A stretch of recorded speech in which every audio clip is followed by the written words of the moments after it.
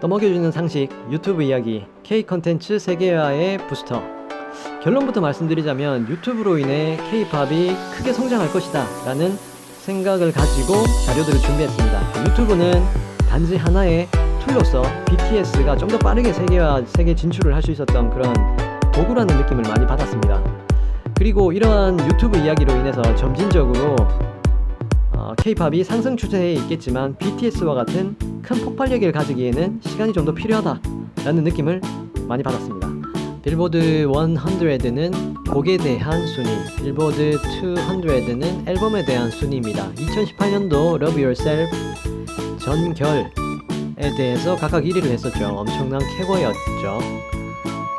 그리고 뮤직비디오를 43일 만에 2억 뷰를 돌파를 했습니다. 그리고 한국 가수 최초로 유엔 연설을 했었고 타임지 차세대 리더로도 선정이 되었습니다. 2010년도에 오디션을 했었죠. 광시혁 대표께서. 그리고 2013년도에 데뷔를 해서 총 남자 7멤버로 구성이 되어 있습니다. RM, 랩몬스터, 슈가, 진, 제이홉, 지민, 비, 정국 이런 7멤버로 구성되어 있죠. 앞서 설명드렸다시피 2018년도에 빌보드 200에서 정결, 티얼, 앤서에 대해서 1위를 했었죠. 보면은 2015년부터 성과들이 나기 시작했어요. 점진적으로 조금씩. 이 Love Yourself라는 시리즈, 기승전결 시리즈라고 합니다. 사실 이 자료들을 준비하면서 이 BTS의 성공 키워드는 바로 SNS, 특히 유튜브만에 의해서 K-팝의 어떤 놀라운 장점들이 부각돼서 잘 되지 않느냐. 그래서 자료들을 정리를 해보니까 그렇지만도 않더라고요. 단지 유튜브가 부스터 역할을 해준 것만은 틀림없으나 BTS만의 특별한 매력이 있었던 것으로 결론을 내렸어요. 포브스에서는 BTS가 성공한 이유가 팀워크, 개인 역량, 창조성, 타이밍, SNS, 팬클럽인 아미에 의한 것이다.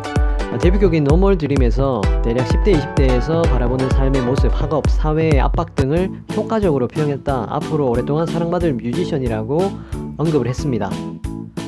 이전 자료에서도 소개를 드렸었지만 유튜브를 카테고리로 분류했을 때 엔터테인먼트와 뮤직, 피플 아주 상위권의 큰 카테고리로 잡혀져 있는데 뮤직비디오 시청이 유튜브 사용자의 대략 60% 정도, 그리고 전체 유튜브 조회수의 30% 정도, 전체 광고 수익의 20% 정도를 차지한다고 합니다. 이 뮤직비디오가 엄청난 시장으로서 잡고 있는 거죠.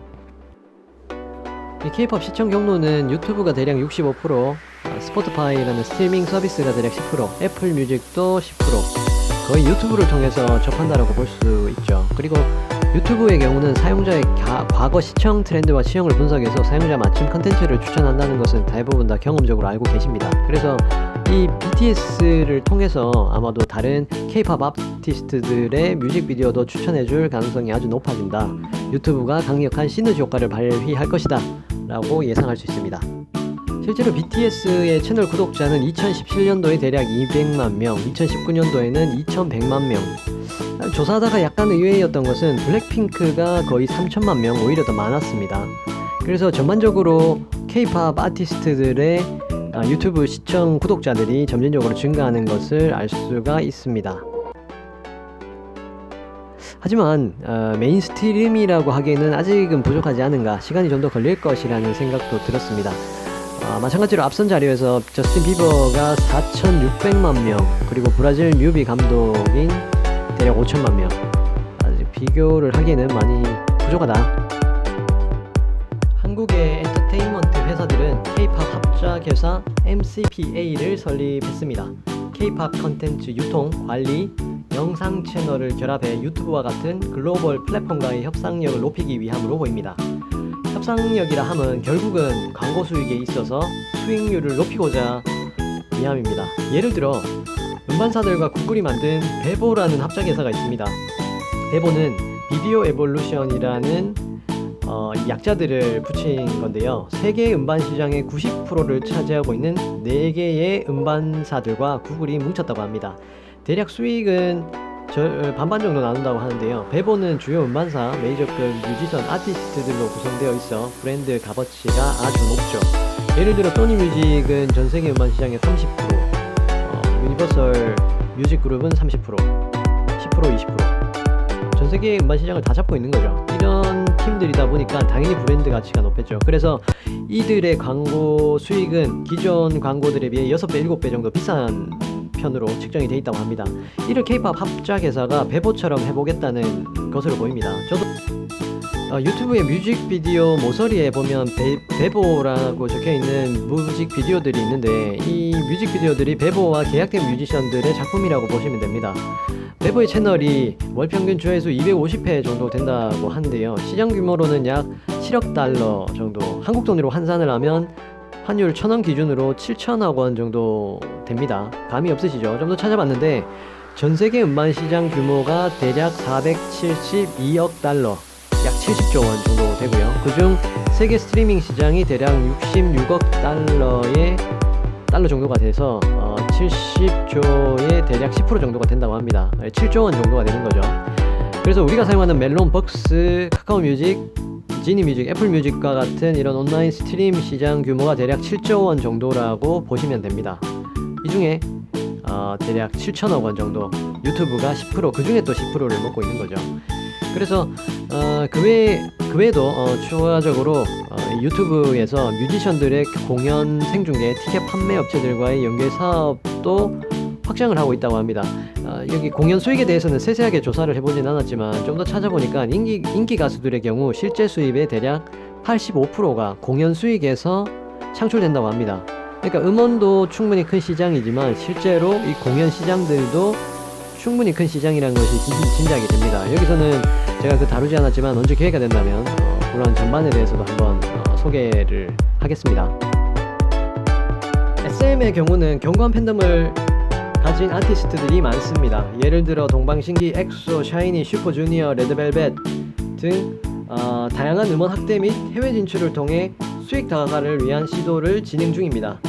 SM 또한 유튜브를 아티스트들의 세계화를 위한 도구로서 적극 활용하고 있는 것으로 보입니다. 누적 조회수가 점점 증가하고 있죠. 그리고 해외 음반, 해외 음원 매출 수위가 점점 증가하고 있는 추세입니다. NCT와 같은 신입으로 결성된 그룹들의 경우도 해외 음악 시장에 지속적으로 진출 시도를 하고 있습니다. 점진적으로 매출 증가가 하고 있는 추세입니다. 18년부터 영업이익의 턴어라운드 중입니다. 주가 차트상 2017년 2월 중에 바닥을 찍고 아마도 이러한 추세를 선반영한 것으로 볼 수 있습니다. 이는 주요 아티스트들이 안정적인 이익을 창출해주고 있고 신입 아티스트들로 빠른 속도로 해외 시장 진출을 위한 시도 중인 것이죠. 차트상 단기 급락 수준인데 최근 SM에서 발송된 주주 사안의 경우 주주들을 위한 정책 변화, 특별한 정책 변화가 없었다는 이유로 명분으로 주가가 급락한다라고 뉴스에는 나왔었는데요. 좀 더 두고 봐야 될 것 같다는 생각이 듭니다. 실제 SM이 발생시키는 수익의 경우 크게 손실이 나지는 않을 것이고 주요 아티스트들이 모두 폭망하지 않는다면 주가가 더 이상 내려가긴 쉽지는 않다라는 개인적인 생각이 있습니다. 다른 한편에서는 BTS와 같은 아티스트가 나오기도 생각보다 쉽지 않을 것이라는 느낌을 많이 받았습니다. 개인적으로는 유튜브 이야기라고 시작을 했고 유튜브에 의해서 BTS와 같은 K-pop 출신의 가수들이 훨씬 더 많이 나올 것이다 라는 이야기를 하고 싶었는데 실제 앞서 BTS와 같은 사례가 나오기 위해서는 엄청난 재능을 가진 아티스트가 있다면 유튜브라는 툴을 통해서 세계화가 가능할 것이지만 국내의 어떤 K-pop 주류라고 할 수 있는 엔터테인먼트사에서는 좀 큰 폭발력을 기대하기 쉽지 않다라는 느낌도 많이 받았습니다. 좀 별개의 얘기긴 하지만 YG의 경우는 빅뱅이라는 특급 수입원이 여러 사건들로 풍지박산이 나고 있는 수준이죠. 블랙핑크가 있긴 하지만 지속기간 후속팀이 나오는 것은 어떻게 될지도 참 염려가 되기도 했습니다. 그래서 K-팝이 시간이 들면서 세계화 추세에 맞추어 점진적으로 성장할 것은 틀림없는 사실인 것 같습니다. 하지만 어떤 BTS와 같은 큰 규모의 폭발성을 가지려면 무언가가 더 있어야 되지 않나 라는 개인적인 생각이 들었습니다. 감사합니다.